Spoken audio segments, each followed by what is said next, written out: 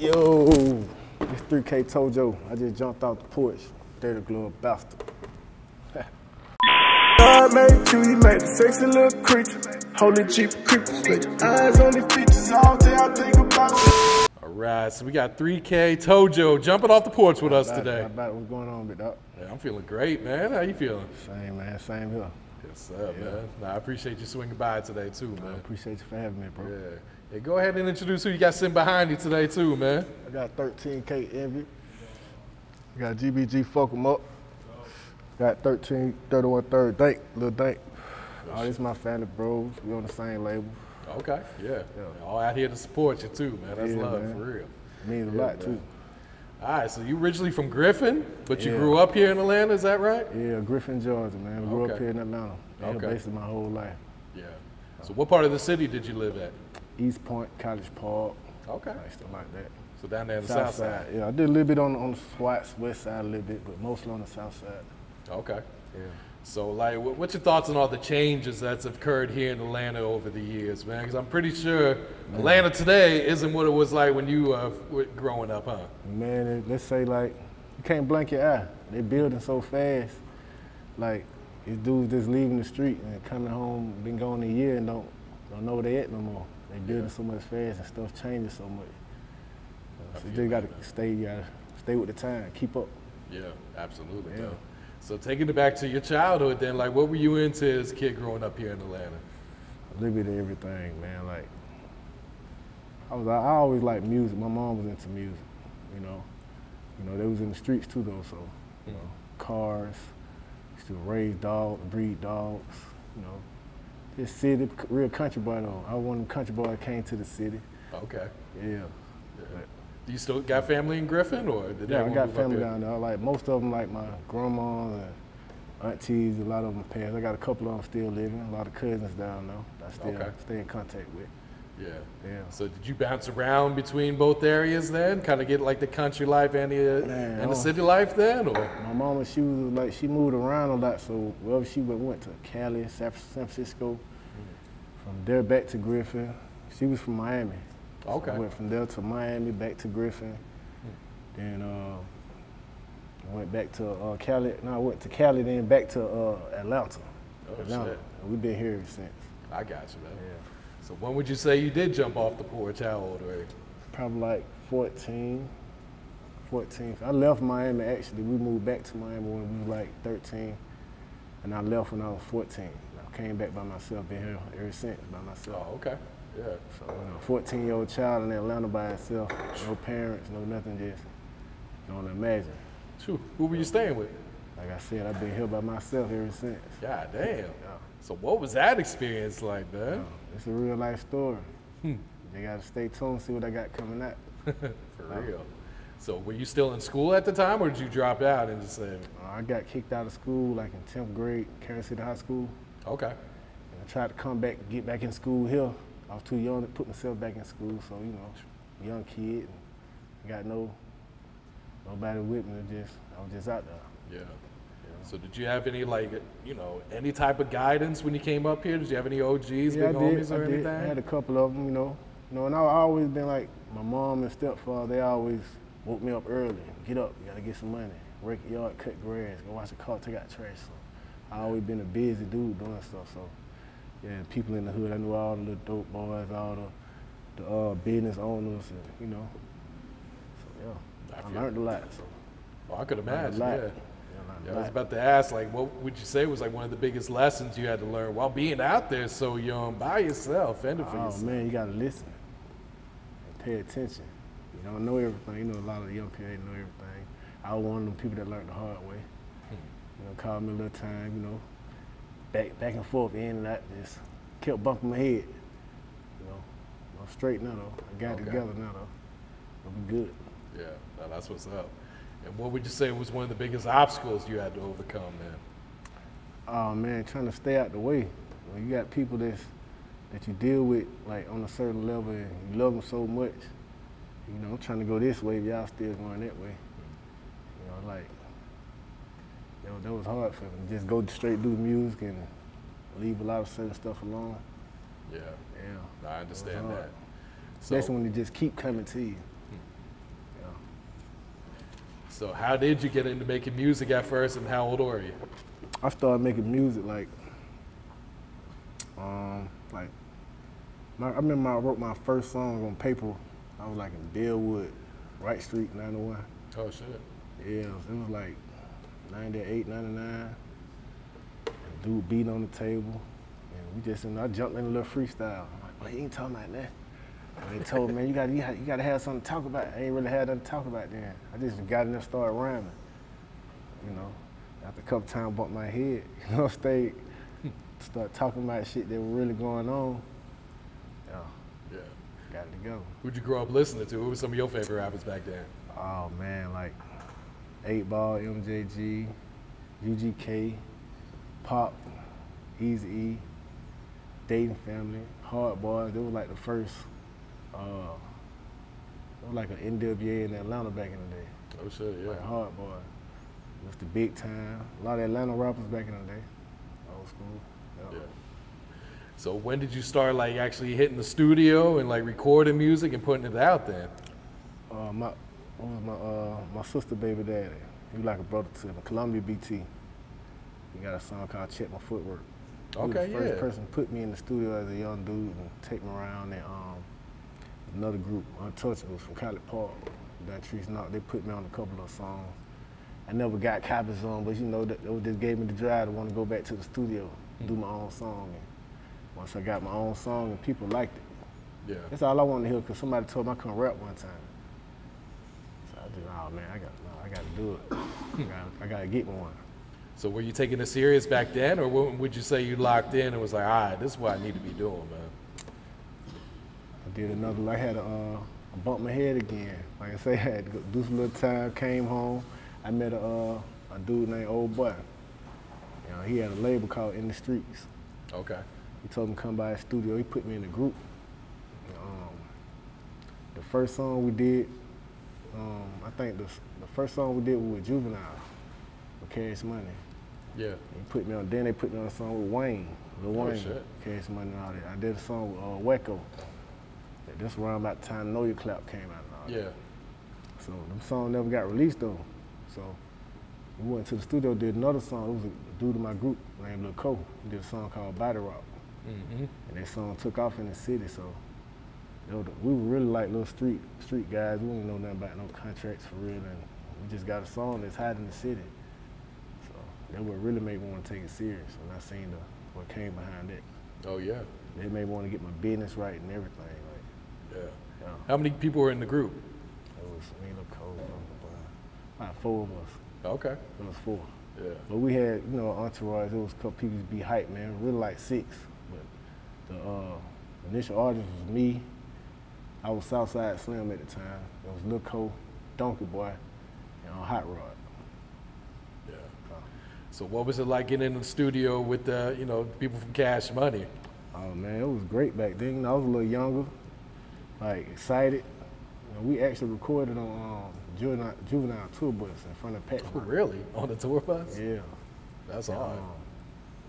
We did that song, and you know, we performed it a couple times, and that's when I really started getting to know a lot of other artists that was in the industry.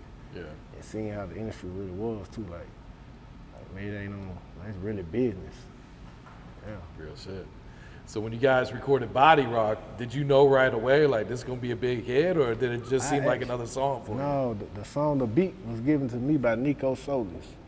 He produced a lot of stuff for Jeezy. And Lil Ko took the beat to one studio, I took it to another. We did 2 different songs. Really? Body Rock was the song, was Lil Ko's song. You know how man, no, I want my song. That's another thing that taught me to listen, like, it ain't always my song. Like, it was his song that took off. And I still got that. They put me on the hook. Okay. So I was in the group. So yeah, it still took off. My song never got up through there like that. But yeah. And didn't Big Boy pick up that song? Mm-hmm. So how did that come about? Do you know? It was I think it was one of his managers, one of the road managers, Bear. And, Lil Ko, they already had a relationship with them. They was going over there through the studio. Yeah. And some of my people knew him too. When they connected the dots of who he was, like, man, come on through. And Killer Mike, matter of fact, Killer Mike got on a song that I had first that was already on V103. Oh, really? And then like, they gave them Body Rock too, and they were like, nah, this the one, because they had like the dads. That was the dance wave back then. Yeah, it took off. What was it like performing that song at the time, man? Oh man, intense. All the colleges dancing, and you know, it was great back then, you know. Yeah. You know, back then, you know, I wanted to be like a solo artist. Really? But I wasn't ready back then, for real. I just wanted it. Yeah. So what ended up happening with the group after that song? Did you guys keep recording together, or? No, like I said, we was street guys, man. A lot of folk went to jail. A couple people passed away. Like people just now coming home from there. Like, oh shit, really? Dead time, so. Shoot.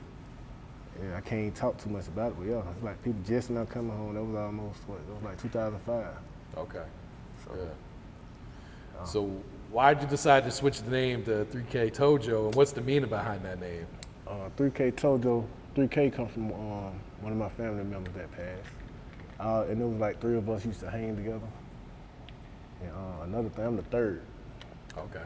So, you know, and I just try to make a negative a positive, man. Just try to make everything positive or negative on my name.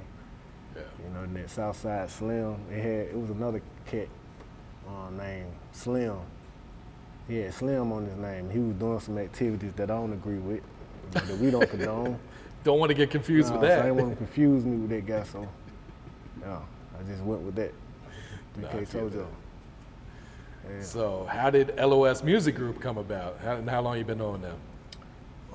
I got a cousin, Brian Ward, Bingo, if you heard the song, Party Like a Rock Star. Okay, yeah. That's my cousin. He linked me in with LOS, LOS Music Group. Like they started building a Digital House studio, and I came through bringing beats, seeing what they had going on. Had a lot of artists, like they was just working, always working. I stayed coming through.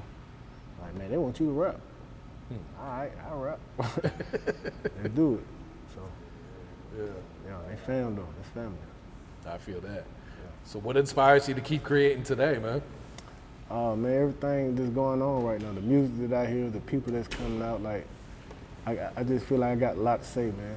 Like, I gotta be heard, I gotta be seen right now. Yeah. I've been held back for a long time. I got to be heard. I feel that. For real. What's your creative process like today? Do you write, or you punch in, do a little bit of both, or? I do a little bit of both. Like, I be driving, coming up with stuff, bro. For real? I might be talking to you, make a certain, I'm just like that. You know what I mean? Like, I do music for real, like, yeah. Excuse me. That's 3K few right there. Okay. So what's your thoughts on the music scene here in Atlanta, and how does it compare to, you know, when you guys were first coming up? Oh man, back then we didn't have Facebook, Instagram. We didn't have none. It was all footwork, word of mouth. You really had to get out there, and now it's easy, but it's not, because you got to know what you're doing with the Instagram and all the posting and streaming and everything. So, real shit, yeah. Yeah, but now I wish it was like this back then. Oh yeah. Yeah, and now it's a big opportunity for like independent artists to just take off right now. Absolutely. Especially that phone, you can't call and talk. You got to really work that phone. Yeah. No, that's real. Yeah. And what's your thoughts on, like, you know, the music industry and the trends that are happening right now and everything that be going on? They need to stop some of them. They need to stop a lot of it. But you know, I can't complain, man. I'm with whatever real, man. Like, I just ain't going for anything though. Yeah. You know, the trends and all that is cool, but somebody gotta put their foot down and stretch the side. The real, man, it got to get put out there. Real shit. It got to. So what would you say has been one of the biggest sacrifices you had to make in your life for you to be successful so far? Oh man, it's time away from my kids. Spending time away from my kids and my family. Like, I know they be missing me so much. Yeah. They don't understand like the plans I got for them and what I'm doing for real. Mm-hmm. They, you know, the family, they see you having a good time and they be wanting to do what you're doing. They don't understand like this is work for real. Like, even though I'm having smiling, this is work and everybody can't do it. Yeah. No matter how fun it may look, everybody can't do what we do. Real shit. But that's the one that eat me up, being away from my kids. No, absolutely, man. What has being a father taught you about life then? Oh man, it means everything. Like, you have to be here, like, especially for your kids, man, you gotta raise them the right way. You gotta be the best example you can. So when I know I rap, like I explain to my kids like what I'm talking about sometimes. Like, you know, I ain't gonna be the father that's, oh man, like, no, you gonna know the real. You know, I can't hide it from you. You go find out. Mm-hmm. And I let them know, like, you know, experience gonna be the best teacher. I've been on my own since I was 14. Yeah. I have a 14-year-old son now. So I couldn't imagine him being out there like what I was going through. You know what I mean? For real. Sleeping in train stations, stuff like that. True. Yeah. You know what I mean? To come in, I've seen people that I asked for change before. And it's like the tables turn. They look like, boy, that can't be the same person. Yeah. You know what I mean? Oh, so. Nah, I feel that. Life crazy like that though. Yeah. For real. Yeah, it's a different world these days, man, for sure. Yeah. All right, what can you tell us about this song, When You Gonna Let Me, man? When You Gonna Let Me, man. I see this shit going crazy, man. You guys got people doing TikToks to this and everything. TikToking and baby making and loving. Long as they loving each other, man, you know. We just trying to get these people to, you know, put some real good music out, man. That's something everybody can relate to. Everybody trying to fuck. I don't care who you is. That gender, you trying to fuck. Yeah. You know. So that's what that's about, man. Me, NLG YB. It's at 107K right now on YouTube. This shit's going up, man. Go check it out, man. The best songs to hit this summer. We're going all summer with it. So go do the challenge on TikTok too. Yeah. Have you been surprised by how many people are fucking with it, or did you kind of expect it? A little bit of both. A little bit. I didn't expect it to go so quick like it's going. Yeah. It's going quick. Like, yo. And your next single, that's gonna be called Panty Size? Panty Size, yo. You gotta break this one down, man. I ain't nothing but an old lover boy, man, old player. See, Panty Size is like, it actually came from, you remember the movie Shotters?